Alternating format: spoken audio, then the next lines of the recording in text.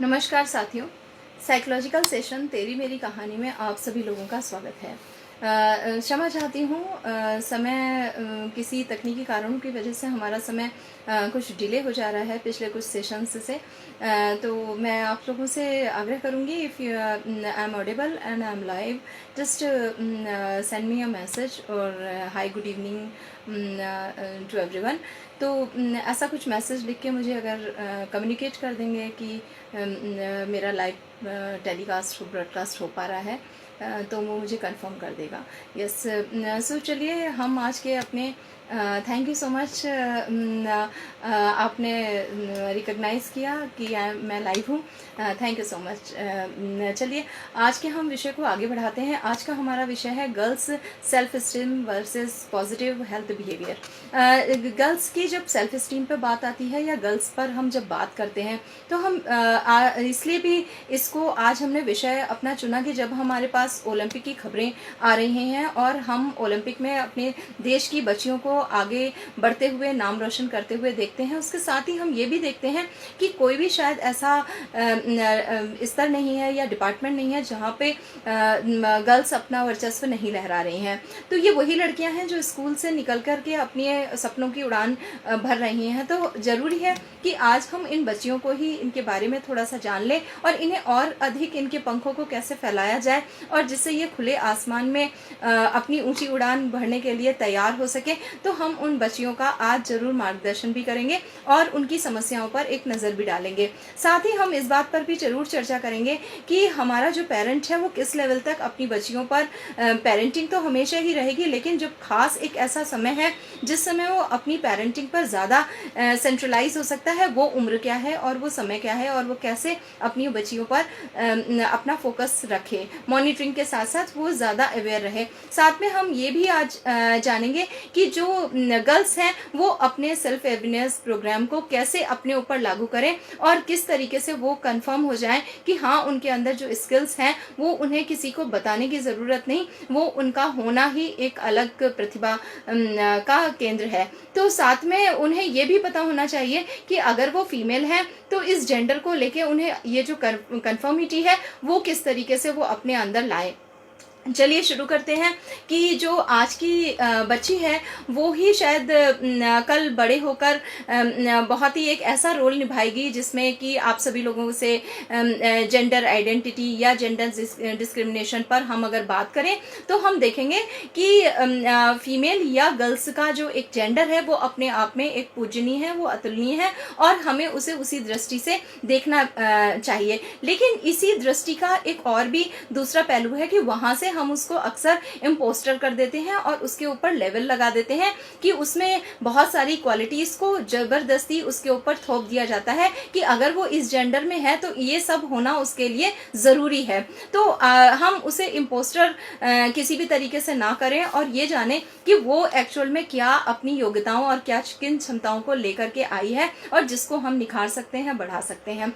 तो हर एक जब चूँकि आज बात हम सिर्फ स्पेसिफिक गर्ल्स पे करेंगे तो आज का पूरा जो प्रोग्राम है इसमें जितने भी कंटेंट्स और कॉन्सेप्ट होगा वो पूरा उन्हीं पर ही डिवोटेड होगा। साथ में एक जब लड़की है वो जब 5 साल तक हम ये मान लें कि जब एक लड़का और लड़की एक ही तरीके से लगभग उनका डेवलपमेंट हो रहा होता है, लेकिन जैसे ही वो 6 वर्ष में आते हैं, 6 वर्ष में आने के बाद वो जेंडर थोड़ा सा लाइन अपनी अलग अलग प्रवृत्तियों के द्वारा, उनके खेल, उनके तरीके, उनकी ड्रेसिंग सेंस, वो सारी चीज़ें काफ़ी हद तक बदलना शुरू हो जाती हैं। यहाँ पर एक जो लड़की है वो स्मार्ट दिखना चाहती है, वो प्रेजेंटेबल दिखना चाहती है और वो कॉन्फिडेंस से भरपूर अपने आप को महसूस करना चाहती है। अब उसका ये स्मार्ट होना, उसका प्रेजेंटेबल होना और उसके ये कॉन्फिडेंस, यही उसकी पूरी एक भूमिका है जिसमें कि सब कुछ समा जाता है और सब कुछ इसी के इर्द गिर्द घूमता रहता है।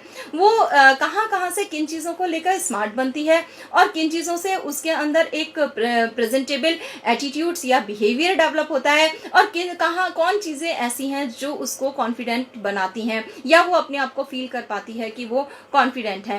तो जब इसमें स्मार्टनेस और जब प्रेजेंटेबल की बात आती है तो सबसे बड़ा जो एक कॉन्सेप्ट है वो है सेल्फ परसेप्शन। जब वो सेल्फ को परसीव करना शुरू करती है वो शायद उम्र 6 साल की होती है तो यहाँ पर एक और चीज़ ऐड कर दें कि हम आज जिस लड़की की बात कर रहे हैं वो लड़की 6 वर्ष से लेकर 17 वर्ष की हमने उस लड़की को शामिल किया है। उससे बड़ी लड़की को हम थोड़ा सा अलग तरीके से डील करते हैं, लेकिन जब बच्चियों और लड़कियों पे बात हो रही हो तो 6 to 17 का रेशियो है। 6 to 17 में एक इसमें भी दो अलग अलग इसको हमने डिवीज़न दिया है कि कौन से ऐसा वाली उम्र जहाँ पर मदर या उसकी फादर जो पेरेंट्स हैं उनका इंटरवेंशन बनता है और ज़्यादा बनता है या पूरा बनता है, और कहाँ से उस बच्ची की लाइफ में हमें उसे सेल्फ को प्रमोट करने के लिए छोड़ देना चाहिए। तो जो करेक्ट एज है वो 6 to 12 ईयर्स तक हर पेरेंट अपनी बच्ची की लाइफ में फुल्ली इन्वॉल्व रहे। वो क्या करती है, वो क्या खाती है, वो क्या पहनती है, वो क्या कब सोती है, कब जागती है, उसके पढ़ने के क्या है, उसके अंदर स्किल्स क्या है, ईच एंड एवरीथिंग वो सारी की सारी डिक्टेट नहीं की जाए, लेकिन उनको अंडरस्टैंड करना और उनको डिज़ाइन करना ये पूरा ही पेरेंट्स का पार्ट हो जाता है, जिससे हम उसको तैयार कर पाए कि जब वो 12 साल से आगे बढ़ेगी 13 साल में तो वो अपने आप को कैसे लीड करेगी। वहाँ से हम उसका जो एक बेस है वो उसके पेरेंट्स ही उसका स्मार्टनेस, प्रेजेंटेबल और कॉन्फिडेंस होने के तरीके से 6 वर्ष की उम्र से शुरू कर सकते हैं। तो जब सेल्फ परसेप्शन की बात आती है तो 6 वर्ष की उम्र में सेल्फ परसेप्शन में पेरेंट्स भी शामिल हो गए कि वो अपनी बच्ची को कैसे परसीव करें, कैसे उसको देखें और कैसे उसके अंदर एक परसेप्शन क्रिएट करें। Thank you to all of you for watching तेरी मेरी कहानी साइकोलॉजिकल सेशन। साथ में जब सबसे पहले इसमें आता है कि वो कितना तैयार हैं आप इस सेल्फ परसेप्शन को समझने के लिए, आपके जो थॉट हैं वो कॉन्सेप्चुअल थॉट कितने रेडी हैं और आप अपनी बच्ची को क्या ग्रोथ देना चाहते हैं या उसके अंदर एक क्या थॉट भरना चाहते हैं कि वो कैसे अपनी ग्रोथ को लेगी। लाइक ग्रोथ में सब कुछ आ गया, ग्रोथ में उसके करियर से लेके उसकी हेल्थ से लेके उसका बिहेवियर सब कुछ आ जाता है। कॉन्सेप्चुअल थॉट में उसकी थिंकिंग, उसके पैटर्न्स, उसके ऑर्गेनाइज होना, उसका type of decision making tendencies, ये सब आ जाता है। रेडीनेस में वो प्रोग्राम आता है जब आप तैयार हो जाते हैं ये सोचकर कि आपके पास एक बच्ची है, एक लड़की है और उस लड़की को आपको ग्रूम करना है। तो रेडीनेस, कॉन्सेप्चुअल थिंकिंग और ग्रोथ, इन तीनों के इर्द गिर्द हम उसका पूरा एक सेल्फ ओरिएंटेशन क्रिएट करते हैं। अब हम बात करते हैं कि सेल्फ ओरिएंटेशन हम कैसे क्रिएट करते हैं अपनी बच्ची के साथ और बिना अपने आप को एज अ पेरेंट हटा करके उस बच्ची का सेल्फ ओरिएंटेशन में सबसे पहले आ जाता है जेंडर। अक्सर हमने ऐसा पाया है कि जब बच्ची 6 साल की हो रही है तब तक हम उसको जेंडर आइडेंटिफिकेशन के दौर से नहीं गुजारते और अचानक ही उसके ऊपर उस जेंडर का बहुत बड़ा एक पत्थर रख दिया जाता है कि यू आर गर्ल। तो कोशिश करें कि आप अपनी बच्ची को जेंडर आइडेंटिफिकेशन 6 वर्ष की उम्र से ही सिखा दें। इसमें मैं एक स्टोरी भी और कुछ थोड़ा सा एग्जाम्पल्स भी आपको देना चाहूँगी। मैंने कई बार कुछ ऐसे परिवारों से मिली हूँ जहाँ पर अक्सर बच्चियाँ मैं आऊँगा, जाऊँगा, खाऊँगा कहती हैं। इसके पीछे वो अपनी बच्ची को आऊँगा, जाऊँगा, खाऊँगा ऐसे वर्ड्स को के बोलने पर कुछ भी नहीं कहते और बल्कि खुश होते हैं कि ये वो अपने दूसरे सेकंड जेंडर यानी कि मेल जेंडर के डायलॉग्स को जो बोल रही है तो वहाँ पर करेक्शन हो जाना चाहिए at the age of 6 year. और अगर इससे पहले भी बच्चा बोल रहा है वहीं पर यू आर गर्ल, और गर्ल जो है वो आऊँगी, जाऊँगी, खाऊंगी बोलती हैं, ना ही कि आऊँगा, जाऊँगा, खाऊंगा। ये मेल जेंडर बोलते हैं और आप गर्ल हो। तो अगर आप अपने बच्चे को जेंडर आइडेंटिफिकेशन अर्लियर इस एज में दे देंगे तो वो उसके लिए बहुत ईजी होगा जब आप 13 साल की उम्र में उसे ये बताएंगे यू आर गर्ल।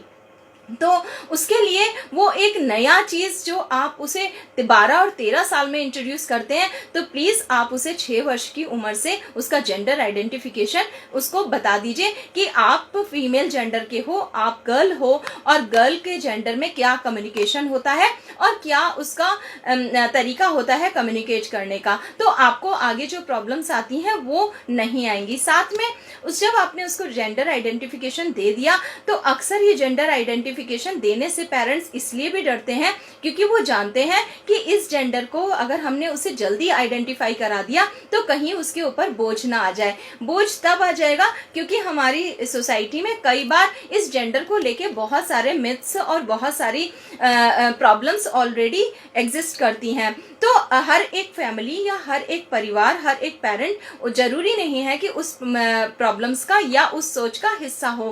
तो हम यहाँ पर ये कोशिश करें कि हमने जब जेंडर आइडेंटिफिकेशन दिया तो हम उसकी वैल्यू और प्लस उसकी रिस्पेक्ट उसी समय उस बच्ची को बता दें कि आप गर्ल हो और आप अगर आप उसे देवी से तुलना करते हैं, अगर आप उसकी गॉडेस किसी ऐसी चीज़ों से तुलना करते हैं, गॉडेस मानते हैं, आप उसको प्रीशियस मानते हैं, आप उसको प्रॉस्पेरिटी से जोड़ते हैं, तो आप उसे उसी समय बताइए कि हाउ रिस्पेक्टफुल यू आर, तो for me and for our family, और वहाँ से क्योंकि आप गर्ल हो तो इसीलिए हम आपकी पूजा करते हैं, इसीलिए हम आपको एक रिस्पेक्ट देते हैं, you are a respectful gender. तो वहाँ से उसको अपने ऊपर जो एक चीज़ आप उसे तब बताएंगे जब उसका मेंस्ट्रुएशन साइकिल शुरू होगा, वो ऑलरेडी स्ट्रेस में होगी, और तब आप उसे ये भी कम्युनिकेट करेंगे यू आर गर्ल, वो उसके लिए डिफिकल्ट हो जाता है। तो 6 साल से उसे टाइम दीजिए प्रिपेयर होने के लिए, वो फील कर पाए कि वो लड़की है और लड़की रिस्पेक्ट की फुल होती है। वो आप उसे ये नहीं कम्युनिकेट कर रहे हैं और ना ही बता रहे हैं, ना ही कोई डिफ्रेंशिएट कर रहे हैं कि आप डिसरिस्पेक्टफुल हो, लेकिन उसे ये भी नहीं बता रहे कि आप रिस्पेक्टफुल हो। तो ये कम्युनिकेशन उसी टाइम पर हो जाए तो वो बहुत ही अच्छा माना जाएगा। साथ में अगर आप उसको रिस्पेक्ट बता रहे हैं तो उसकी इमेज का विजुअलाइजेशन उसको अभी बताना होगा। जब वो 6 वर्ष की है तभी आपने जब उसको बता दिया कि यू आर रिस्पेक्टफुल, और उसके साथ आप उसको उसकी इमेज को विजुअलाइज करवाएंगे। वो आप इस तरीके से करवाएंगे कि जब आपकी बच्ची जिस एज में है, 6 साल की है, 5.5 साल की है, 7 साल की है, तो आप उसे बताइए कि आप बड़े होके ऐसे दिखोगे, ये लगोगे, और आपको बड़े होके इस तरीके की इमेज आपकी बनेगी। तो वहां से उसका अपने जेंडर के प्रति एक जो लगाव है, एक जो अटैचमेंट है, वो बन जाएगा, और वहां से वो अपने जेंडर को एक्सेप्टेंस में ले आएगी। वो एक्सेप्ट करने लगेगी आई एम गर्ल। और गर्ल्स जो हैं वो बहुत आदरणीय होती हैं, और उनकी जो इमेज है वो इमेज उनकी फैमिली में बहुत अच्छी होती है, सोसाइटी में अच्छी होती है। आप उनको अच्छे एग्जाम्पल देके उनको बताएंगे कि हाउ प्रीशियस यू आर, क्योंकि गर्ल्स बहुत अच्छी होती हैं। आप उनको देवी देवता बता सकते हैं, आप उनको लाइव एग्जाम्पल दे सकते हैं अपने आसपास का कि तुम वो हो। यानी कि जो भी बहुत अच्छे बड़े बड़े पोस्ट पे बैठे हैं, साइंटिस्ट हैं, या जिन्होंने भी कुछ अच्छा अचीव किया है, आप उन्हें उनसे जोड़ के बता सकते हैं कि ये जेंडर आपका है। तो जब वो अपने ही जैसे जेंडर को किसी एक हाईली एक एजुकेटेड या एक किसी हाईली अचीव्ड व्यक्ति से जोड़ेगी, तो वहां से वो अपने आप को रिस्पेक्ट देना शुरू कर देगी। जब आप उसकी लाइफ में 6 वर्ष से ही है तो आप उसके हेल्थ, हाइजीन, ऑर्गेनाइज रहने का तरीका, ये 3 चीजों को बिल्कुल इग्नोर ना करें। इस पार्ट में आता है कि जब आप 6 साल से 12 और 13 साल तक, यानी कि उसका जो प्यूबर्टी एज स्टार्ट होना है 10 साल के बाद का, और साथ में उसका जो मेंस्ट्रुएशन साइकिल स्टार्ट होना है वो भी शायद 11, 12 या 13 साल में, 14 साल में समटाइम्स स्टार्ट हो जाता है, तो आप वहाँ तक उसके साथ हैं। तो यहाँ पर उसका हेल्थ, यहाँ पर उसकी हाइजीन, इसमें भी मेरे पास बहुत सारे ऐसे केसेस क्लिनिक में आए हैं जिसमें कि मैंने कई बार देखा है कि गर्ल्स अपने हाइजीन और अपने हेल्थ को लेकर के बिल्कुल भी ओरिएंटेड नहीं है। कई बार तो उनकी मदर या उनके घर का कोई और ही व्यक्ति उनकी मेंस्ट्रुएशन डेट तक याद रखता है। तो आप कोशिश करें कि उसकी जो चीज़ें हैं, उसकी जो बिल्कुल आइडेंटिफिकेशन से जुड़ी हुई चीज़ें हैं, वो उसे स्टार्टिंग से ही बताएं ये आपकी चीज़ें हैं, और आप चूंकि बहुत प्रीशियस और वैल्यूएबल हो तो ये सब चीज़ें भी आप ही को याद रखनी पड़ेंगी। तो आप उसकी हाइजीन को, आप उसकी हेल्थ हेल्थ को या उसके जो बहुत ही पर्सनलाइज मैटर है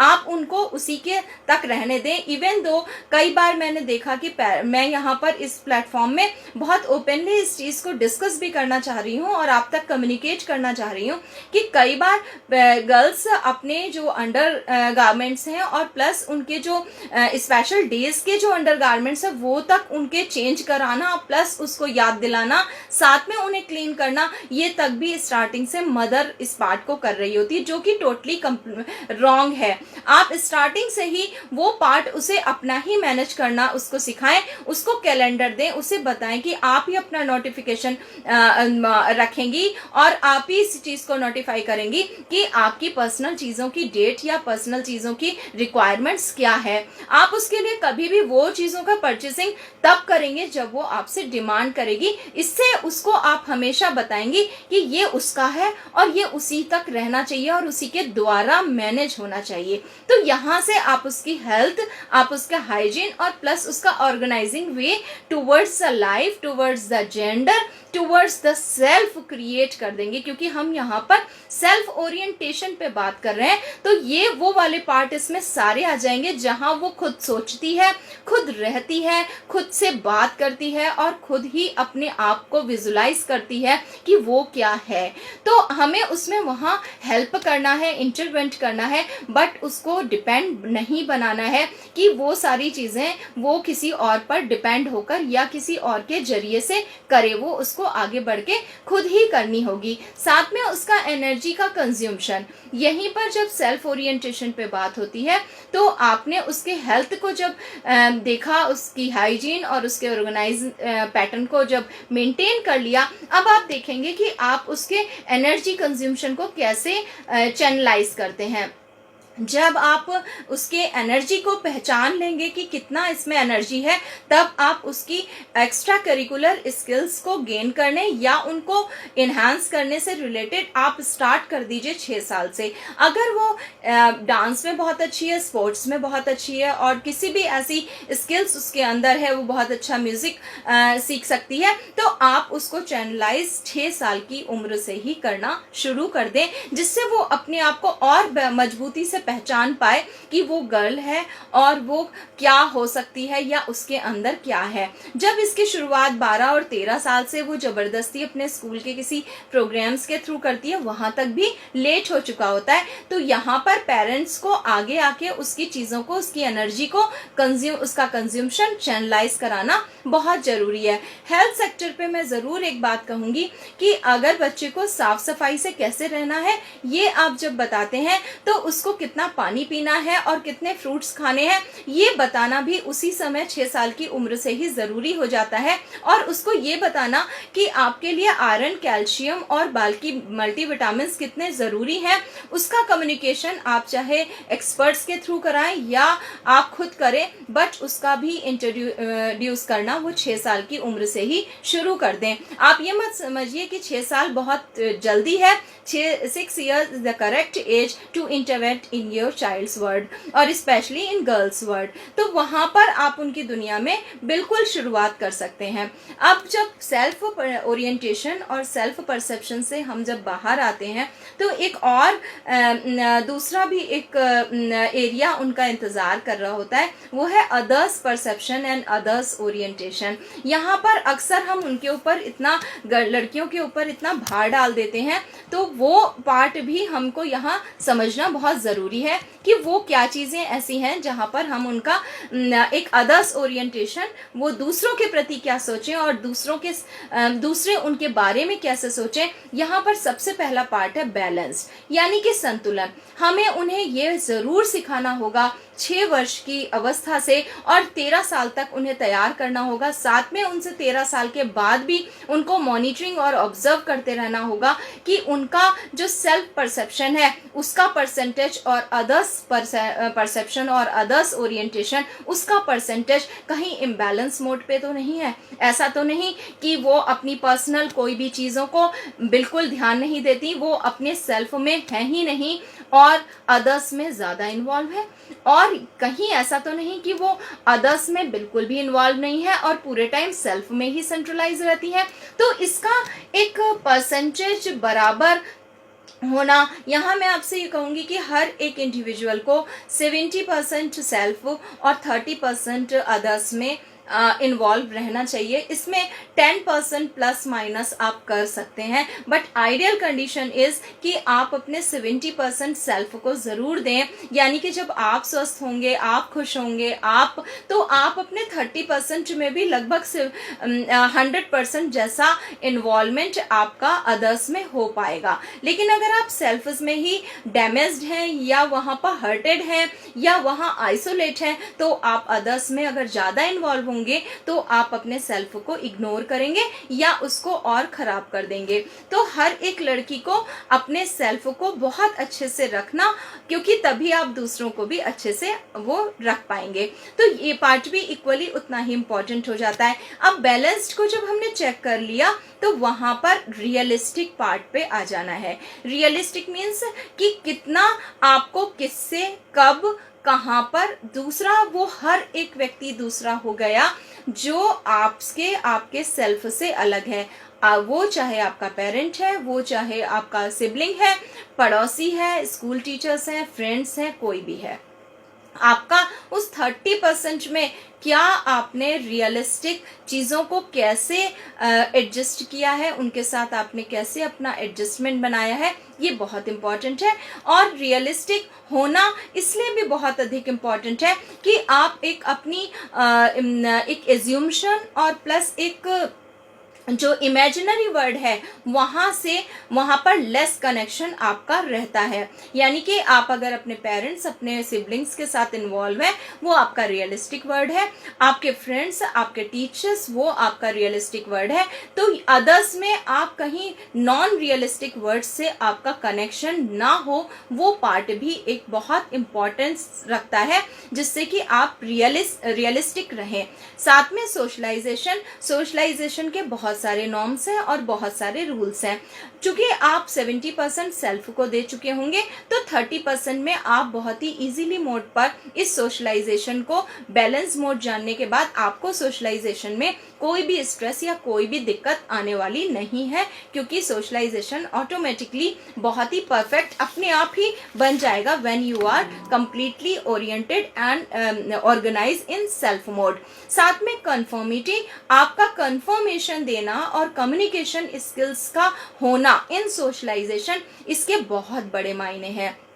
आप कैसे बोलते हैं, आप कैसे कन्विंस करते हैं अपनी चीज़ों के लिए। अक्सर यहाँ पर मैंने देखा है कि कुछ बच्चियाँ या तो वो लड़ रही होती हैं या वो पूरी ही विड्रॉल ले लेती हैं, यानी कि अपना एक डिस्कनेक्ट हो जाती हैं फैमिली से, यानी कि अदर्स से। तो ये जो आपका कंप्लीट डिस्कनेक्शन, आर्ग्यूमेंटेटिव हो जाना या अपने एग्रेशन को बहुत हाई कर लेना, ये आपके लिए कभी भी हेल्दी नहीं होता। इसलिए आपका कंफर्म होना कि आप क्या है, कैसे बोल रही हैं, कितना बोल रही हैं, ये सारी चीज़ें, और किससे बोल रही हैं, ये सारी चीज़ों का कंफर्म होना आपके बिहेवियर में बहुत ज़रूरी है। तो सेल्फ से आप सेल्फ एस्टीम को इन्हांस करती हैं और गेन करती हैं, और अदर्स परसेप्शन और ओरिएंटेशन से आप एक पॉजिटिव हेल्थ बिहेवियर को सीखती हैं और या उसको परस्यू कर रही होती हैं। तो कंफर्म होना अपने बारे में, अपने व्यवहार में,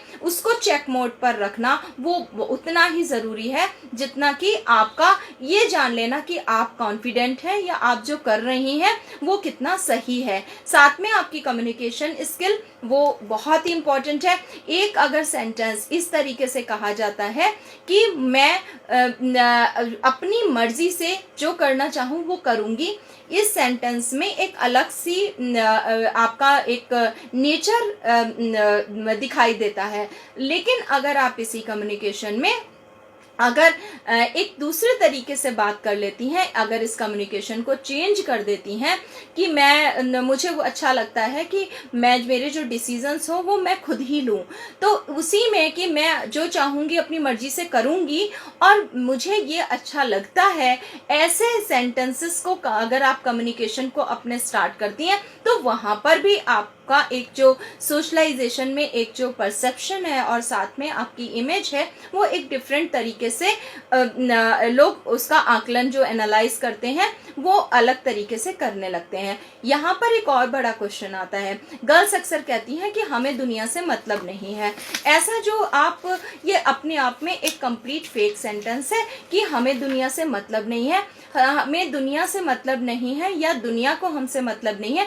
ऐसे सेंटेंसेस अपने आप में ही नॉन एग्जिस्टिंग सेंटेंसेस हैं और इनको बोलकर हम सिर्फ एक माहौल को या उसी टाइम बिंग पीरियड में हम कुछ अपना सिक्का जैसा जमाने की सोच सकते हैं, या हमें ऐसा इल्यूजन हो सकता है कि हमने एक बहुत अच्छा डायलॉग डिलीवर किया, बट एक्चुअल में ऐसा होता बिल्कुल भी नहीं है। तो आपका कम्युनिकेशन स्किल का करेक्ट फॉर्म में होना और इफेक्टिव होना, बैलेंस मोड पर होना, ये बहुत ज़रूरी है। साथ में एक, जब हम बहुत सारी इन सारी चीज़ों पर बात करते हैं कि आपने कैसे अपने आप को विजुलाइज किया और किस तरीके से अपने आप को समझा, किस तरीके से आपने दूसरों को समझा, तो यहाँ पर एक और पार्ट आ जाता है कि ऐसा फिर भी क्या लड़कियों के मामले में अनहेल्दी हो रहा है, जहाँ पर हम ये कह सकते हैं कि आज भी जो मेजॉरिटी ऑफ गर्ल्स हैं वो किसी ना किसी प्रकार के डिप्रेशन, एंजाइटी, एडिक्शन,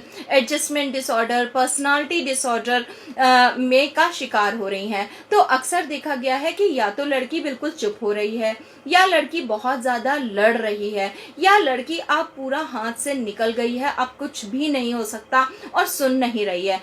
अक्सर ऐसी कंडीशन में जब मैंने पाया है तो मैंने देखा कि लड़कियों की उम्र 12, 13 या 14 साल की रही है, या समटाइम्स कुछ केसेस में वो 17 साल की भी हो गई है, लेकिन उसका स्टार्टिंग जो हो गया था वो भी जब हम केस हिस्ट्री लेते हैं तो वो 12-13 साल से हो गया था। जहां पर भी ऐसे केसेस आते हैं कि 12 और 13 साल में इस तरीके के सिम्टम्स मिल रहे हैं, तो वहां जरूर ये क्वेश्चन पुटअप हो जाता है कि 6 साल की अवस्था से पेरेंट कहाँ थे और क्या कर रहे थे। यानी कि वहां कुछ चीजें छूट गईं और वहीं पर हमने जो हमें छेड़छाड़ करनी थी हमने वहां पर नहीं हम जागे और वहां शायद हमने देर कर दी। बहुत सारे ऐसे भी इश्यूज आए हैं कि पेरेंट्स कहते हैं कि ये हमसे कुछ शेयर नहीं करती।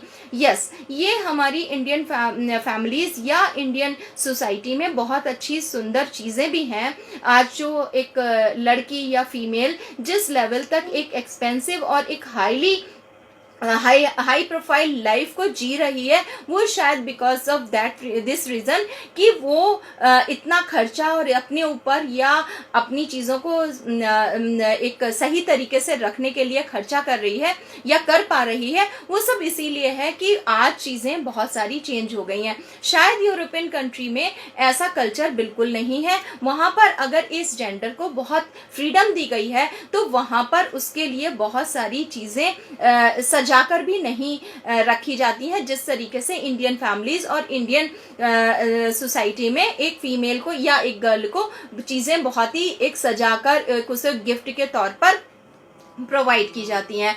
तो अगर किसी भी सोसाइटी और किसी भी कंट्री की अपनी कुछ बाउंड्रीज हैं तो वहाँ पर उसकी लिमिटेशन के साथ साथ कुछ चीज़ें और भी अच्छी भी हैं।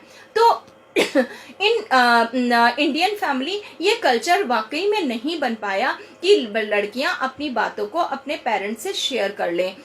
कई बार वहाँ पर शेयरिंग का इसलिए पार्ट नहीं आता क्योंकि जब वो शेयर करती हैं तो इमीडिएट पेरेंट उन्हें समझाने लग जाते हैं या उनको उसी समय सुनने की बजाय करेक्शन मोड पर ले आते हैं। मेरे पास कई बार कुछ ऐसे केस आते हैं जहाँ पर बच्चियाँ कुछ ऐसा चीज़ों को रखती हैं, लाइक उनको किसी एक ऐसी स्ट्रीम को लेना है जो शायद पेरेंट्स को एक्सेप्टेबल नहीं है या शायद वो उसके लिए बनी नहीं है, वो राइट कैंडिडेट नहीं है उस चीज़ के लिए सॉरी।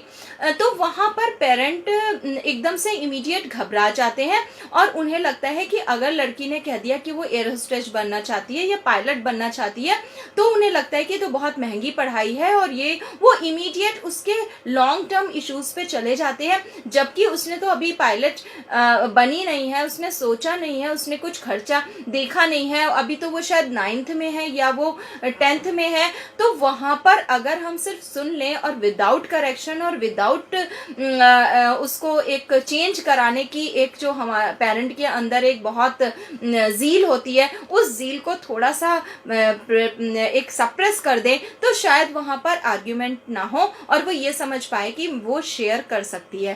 तो शेयरिंग का मतलब इमीडिएट करेक्शन या इमीडिएट चेंजेस नहीं होता।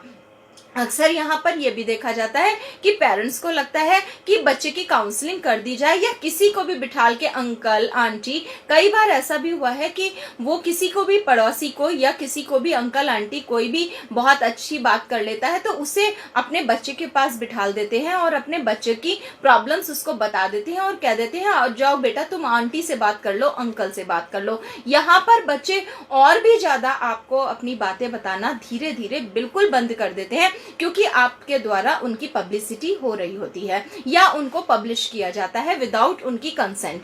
तो ये चीज यहाँ से हमारी इंडियन फैमिली में जो एक शेयरिंग है वो शेयरिंग बहुत ही ज्यादा लिमिटेशन में चली गई है या वो एक प्रकार से खत्म हो गई है। वो अपनी चीजों को शेयर करने के लिए दोस्त ढूंढते हैं या वो किसी एक ऐसे स्ट्रेंजर से अपनी बातों को पूरा शेयर कर लेते हैं जो उनके लिए अननोन हो या उनके दिमाग में ये हो कि वो बायस्ड नहीं है। तो जिस कैंडिडेट को भी पेरेंट्स लाके खड़ा करते हैं वो अक्सर उन्हें बायस्ड लगता है और उन्हें लगता है कि वो शायद उन्हें बहुत अच्छे से नहीं समझ पाएगा।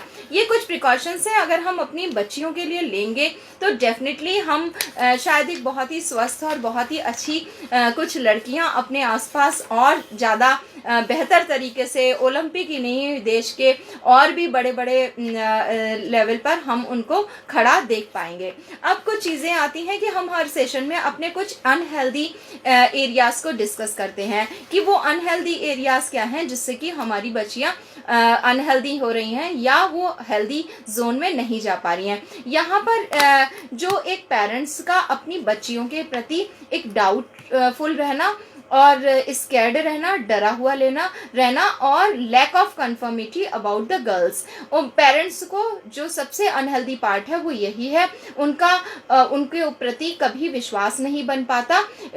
नॉट ऑन दैट सेंस कि वो उसे बाहर नहीं भेजते या उसको गाड़ी नहीं देते या उसको पढ़ाते नहीं है, उसके ऊपर एक अंदर का एक जो अंदरूनी विश्वास है उसका अभाव है। वो डरे हुए हैं अपनी लड़कियों को लेकर के या माहौल को वो दोष देते हैं, लेकिन उससे पहले हमें ये जानना होगा कि माहौल आपसे और हमसे ही बना है। तो वहां पर एक बिना जजमेंटल हुए हमको अपनी बच्चियों पर विश्वास करने की जरूरत है। Conformity is required in every child. तो लेकिन लड़कियों के लिए यह और ज्यादा बढ़ जाती है क्योंकि उनके प्रति समाज में ऑलरेडी बहुत सारी जो मिथ्स हैं वो फैले हुए हैं। साथ में उनका प्रति एक जो बायस्ड लव है, पक्षपातपूर्ण लव है, यानी कि आपको पता है कि आपने उसको दूसरे घर भेज देना है, उसकी शादी हो जाएगी तो वो चली जाएगी। ये एक पक्षपातपूर्ण प्यार है आपका जो आप उसको देते हैं। कोशिश करिए कि आप वैसा ही अनबायस्ड लव और अनकंडीशनल लव उसको भी दे पाएं तो वो शायद अपने आप को बहुत कंफर्म और आपके साथ अपना जैसा महसूस कर पाएगी। तो हम उसको बहुत ही शुरुआत से छोटी छोटी बातों से पराया कर देते हैं और उसे दूर कर देते हैं, जिसकी वजह से वो एक नॉन कंफर्म और इनसिक्योर सी हमेशा आपके घर में रहती है, आपके साथ रहती है, लेकिन उतनी कंफर्म कभी नहीं हो पाती। साथ में इसमें एक और बहुत इंपॉर्टेंट पार्ट है, हम अर्लियर लेवल पे उनको सेक्स एजुकेशन बिल्कुल भी नहीं देते। वहां पर हम उनको एक डिफेंसिव मोड पर कभी नहीं लाते। हम कभी उसको ये नहीं सिखाते कि आपको कोई आपके फिजिकल हेल्थ को हम इतना स्ट्रांग कर देंगे कि आपको कोई छुए या आप किसी भी कंडीशन में हो तो आप अपने खुद बचाव कर सके। हम उसको अर्लियर एज से 6 इयर्स की उम्र से 6 इयर्स में हमें उन्हें सबसे पहले ये सिखाना चाहिए कि आप अगर किसी को भी एक पंच मार दो या आपको कोई ग्रिप कर ले तो आपको वो ग्रिप कैसे अपनी तोड़नी है। वो एजुकेशन का इतना अभाव है। हम स्टार्टिंग से उससे कह देते हैं आप डॉक्टर बनोगे, पायलट बनोगे, इंजीनियर बनोगे, लेकिन हम उसे कभी ये नहीं सिखाते कि अगर कोई आपकी मर्जी के बिना हम गुड टच बैड टच की क्लासेस चल जाती हैं, लेकिन हम कभी उसे ये नहीं बताते कि अगर आपकी मर्जी के बिना आपका कोई हाथ पकड़ ले तो आपके पास क्या ट्रिक ऐसी है कि आप उसकी चंगुल से अपने आप को छुटा पाओ। तो हम अक्सर उससे कह देते हैं बेटा रात जो हो गई है, भाई लेने आ जाएगा या पापा के साथ चले जाना। तो हमने शुरुआत से लड़की को दूसरों के ऊपर डिपेंड होना सिखाया है और फिर हम उसको सिर्फ फाइनेंशियली और सोशली के तौर पर हम उसको सिर्फ सेल्फ डिपेंडेंसी का पार्ट सिखाते हैं। ये जो अनबायस्ड पक्षपातपूर्ण प्यार हम उसको देते हैं, जिसे वो जब जब समझ जाती है, जब जब पहचान जाती है, वो तब तक अकेली हो जाती है। तो कोशिश करें कि लड़कियों को एक ऐसा एक ऐसे सेल्फ डिफेंसिव मोड पर तैयार करें जिससे वो अपने आप को गर्वान्वित महसूस करने के साथ साथ सुरक्षित, अपने ही हाथों में सुरक्षित महसूस करें। तो वहाँ से हमारी जो बच्चियां हैं, हमारी जो लड़कियां हैं, वो और ज़्यादा सुरक्षित, खुशहाल अपने आप को महसूस कर पाएंगी। तो आज के लिए इतना ही, आज का सेशन समाप्त करती हूँ। थोड़ा सा टाइम ज़्यादा हो गया था, माफ़ी चाहती हूँ। इसी तरीके से हमारी हेल्पलाइन में अपने सुझाव भेजते रहिए 9411731750। और फिर से एक नए विषय के साथ आपसे जल्दी ही मुलाकात होगी शनिवार को 5 बजे। और तब तक के लिए मास्क लगा के रखिए। कोरोना से अभी भी खतरा टला नहीं है। प्लीज़ प्लीज़ प्लीज़ आप उसके सारे प्रोटोकॉल्स को फॉलो करिए। घर से बाहर ज़रूरत नहीं है तो अभी भी मत जाएं। सोशलाइजेशन से दूरी बनाएं। और आप सभी लोगों का, द्विवेदी जी, आप सभी लोगों का बहुत बहुत धन्यवाद। आप सभी लोग हमारे सारे सेशंस को देख रहे हैं। अपने सुझाव व अपनी समस्याएं हमारे तक पहुंचाते रहिए। धन्यवाद। नमस्कार।